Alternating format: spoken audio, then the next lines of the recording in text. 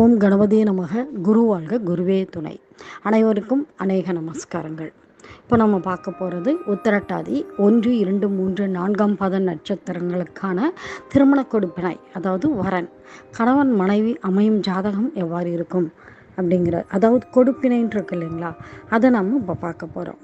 இவங்களுக்கு உத்திரம், ரோகிணி, பூராடம், அஸ்தம், மிருகஷீரம், உத்திராடம், இப்படி 6 நட்சத்திரங்கள் கொண்டவர்கள், அதாவது ராசி நட்சத்திரங்கள் நேரடியாகவோ அல்லது லக்ன புள்ளியாகவோ அமைய வாய்ப்பிருக்கிறது.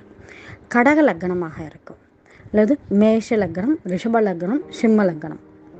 லக்னாதிபதி கடகத்தில் இருக்கும், லக்னாதிபதி மேஷத்தில், லக்னாதிபதி ரிஷபத்தில், லக்னாதிபதி சிம்மத்தில்.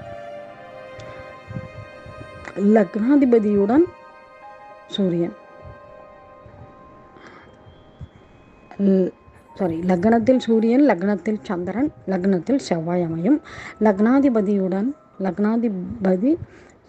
மேஷத்தில் பார்த்தோம். இப்போ லக்னாதிபதியுடன் சூரியன் இருப்பார், லக்னாதிபதியுடன் சந்திரன் இருப்பார், லக்னாதிபதியுடன் செவ்வாய் இருக்கும்.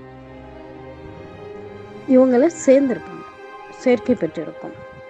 அதே மாதிரி பாவத்தொடர்புகள் சொல்லும்போது 1, 4ஆம் பாவத்தொடர்பும், 1, 2, 1, 5, 1, 2, 5ஆம் பாவ தொடர்புகளையும் பெற்றிருக்கக்கூடிய நபர்கள், வரன்கள், கணவன் மனைவியாக, கணவனுக்கு மனைவியாகவும் மனைவிக்கு கணவனாகவும் அமையக்கூடிய ஜாதகமாக இருக்கும். நன்றி நண்பர்களே.